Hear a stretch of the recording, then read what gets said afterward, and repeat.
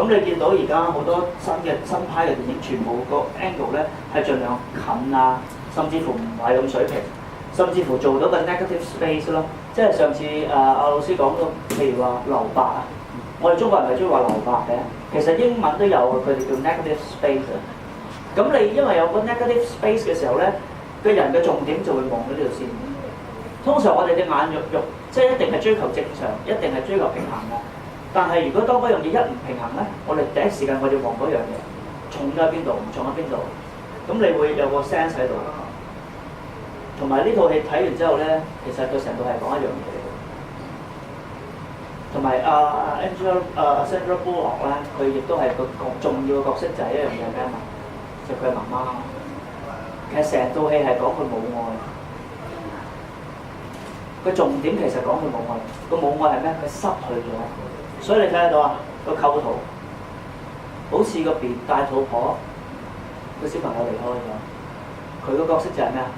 一個難產嘅科學家，佢生唔到細路，佢想做個媽媽，但係佢做唔到，佢 let go 唔到，所以阿 George Clooney 死佢咪咁慘咯？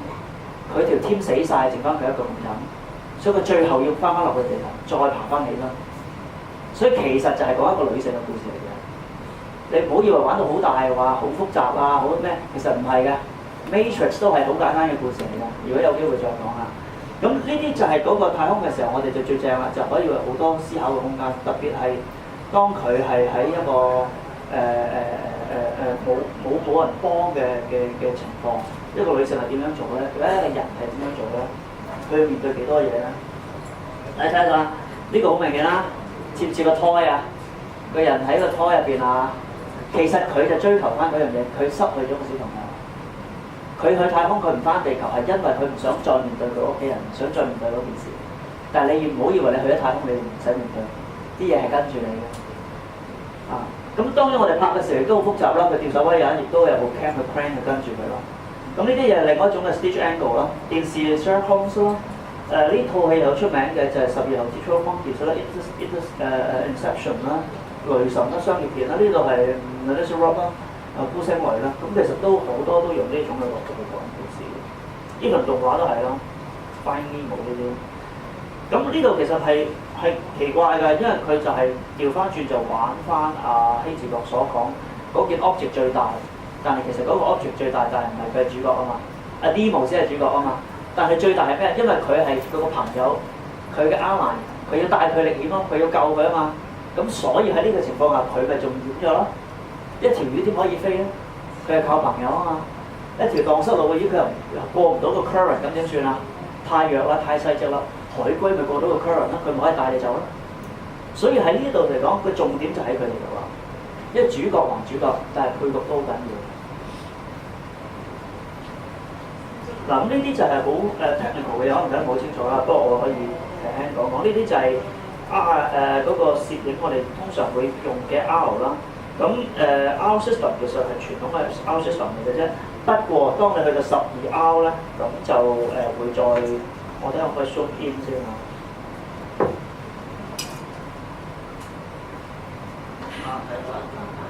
係啦，係好。所以你唔好以為話我哋以前沖相咧。沖晒相咧，嗰啲相個質素有幾高咧？我哋成日計唔到條數咧，其實係計到嘅。你睇翻你部傻瓜機或者手提電話或者數碼相機，其實咧，你將你嗰個 pixel 乘翻落去咧，你就知道你嗰張相可以放到幾大。嗱，如果你12R 咧，其實有兩種選擇嘅，12×15寸、12×16寸。其實咧，3600×4800咧就可以出到噶啦。如果4:3。5:4咁你自己乘翻咯。咁其實你個數碼相機大約係1000零2000萬像咧，出12R 係冇問題嘅。但係你出印刷品就嚟㗎啦，咁你就可以呢個係一個幾好嘅 reference。我遲啲我放翻上我 Facebook 度，咁大家可以隨時可以 download嚟睇㗎啦。OK， 好，唔該晒，多謝。唔該，多謝大家，多謝。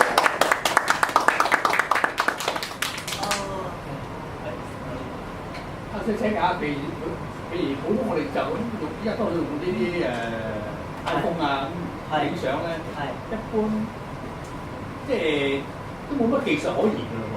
係㗎，都可以用即係譬如話可以嘅角度啊、一音樣樂啊，都影到啲一樣啊。National Geographic 佢其中一個攝影師上兩屆頭嗰 top 嗰10-20張相，佢哋用 iPhone 影嘅，係擺上 National Geographic 嘅，係收錢嘅，係證明係收到錢嘅，咁係 OK 嘅。最緊要其實係個構圖咯，所以頭先我講嘅呢個構圖就重要啦。咁你有時low light 唔夠光，你睇到頭先你見到希治閣嗰個相啦，希治閣最正就係佢嗰個空間啊嘛 ，negative space 啊嘛，佢頭先就係頭先啊，呢啲咪唔夠光咯，007永遠係佢開槍殺人嘅時候喺啲隧道位㗎嘛，佢係專登嘅啫嘛，我係足夠光㗎，但係我專登唔俾佢咯。另外就係好似呢啲你出 character poster。電影嗰啲 poster， 我哋專登係做到佢唔夠光嘅，係 under 啊，專登 under。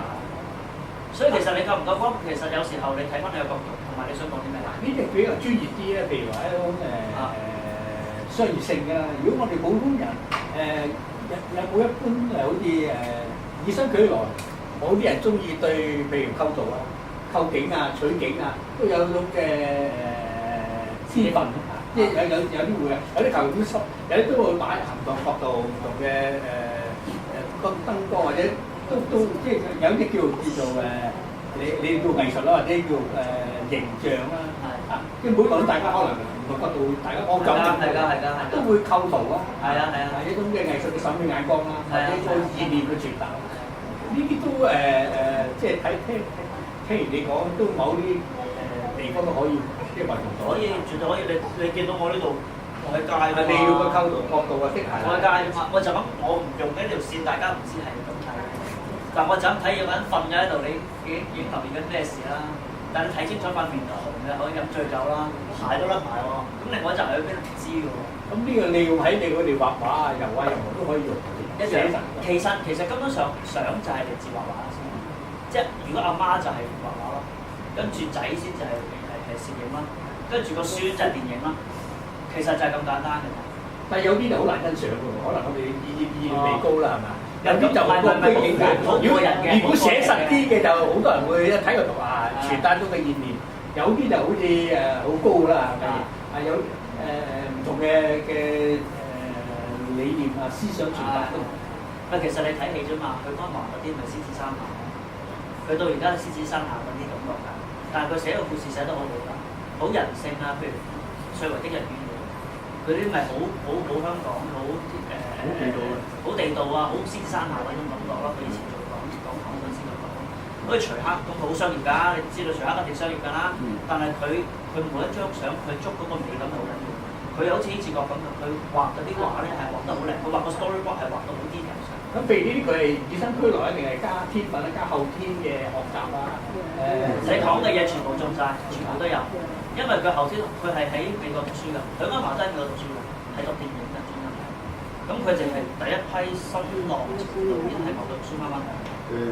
所以其實嗰啲係你話唔西方唔得，因為呢啲根本上係西方。西方嘅嘢㗎嘛。你唔學佢又唔得嘅。呢啲我哋中國冇㗎嘛。係啊，但係調翻轉頭，因為徐克啊、王家衛呢啲咧，佢就用咗中國嗰啲角度啦，譬如有時會用啲文啊、人同人之間嘅關係啊，好似韋家輝係好中意，佢最出名，即係我覺得其中一套正嘅咪就係唔係丁蟹啊，係嗰套大隻佬啦，另外仲有一套講佢翻回魂嗰套咧，劉青雲條嗰套。嚇？唔係，另外一套講回魂嗰套佢個太太係做寫小説㗎嘛，寫下兩個時空重疊咗。如果拍佛咧嗰時金泉啊拍嗰套。就係。侍女正啊！嗰個幾正。正啊！拍一條雲啊。成個佛咁嘅樣啊拍到佢。係啊。有晒光環嘅。所以嗰啲其實荷里活啲鬼佬係識佢哋㗎。係啊。好出名咯。頭先我講開哥布拉咧，請個徐克去佢屋企，佢個馬嗰個佢頭先講哥布拉喺美國其實佢有笪地，佢係有自己嘅酒，有自己嘅農場，佢請徐克當日同埋佐治魯卡斯去佢屋企。導演係煮意粉俾佢哋食嘅，同阿徐克傾拍戲嘅。佢嗰陣時早期就係、因為我會知，因為佢個學生就係我老師文紀彤，即係黃飛鴻系列同埋阿陳可而家嗰啲戲，同埋好多劇本都係佢寫，就係陳紀彤。咁倩女幽魂啦，又係佢寫啦。白髮魔女傳啦，攞最佳編劇添啦。香港台灣，佢話翻俾我知。咁其實阿老徐就係、因為佢喺西方學過，咁但係佢又滲到啲東方嘢，所以而家啲電影你見到啊，啲西方人去拍 Matrix 都係好東方㗎。你見到頭先我講冰天雪地殺人王，你拜惡人其實就唔拍盞嘢。你成日都，所以阿胡金銓又係拍胡金銓拍完而家差好嘢。好勁啊！佢徐克係拍咗2次啊嘛。佢咁多劇本，佢係要拍呢套戲係要拍2次㗎，唔知點解佢好中意呢套戲咯。得，跟住我就知。我唔識得由你講咧，我即係睇嘅時欣賞個角佢嘅副嗰啲知道多啲嘢咯。其實即係我試過，我真係本嚟講，既然有個 talk，有人聽呢次就聽下啦。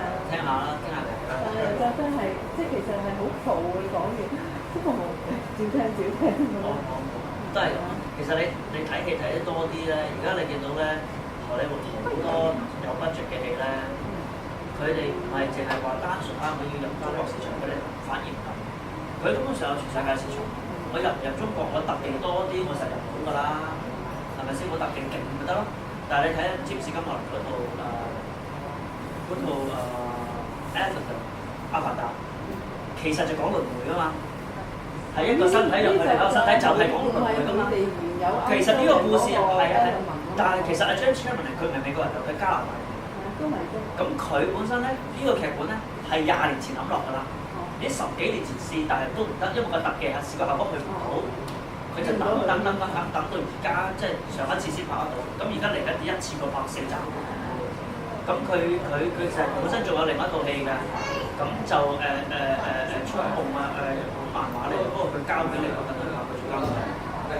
咁所以其實佢嚟緊阿凡達第2、第3、第4集都係唔同嘅方法，所以啲人死完就可以出翻嚟。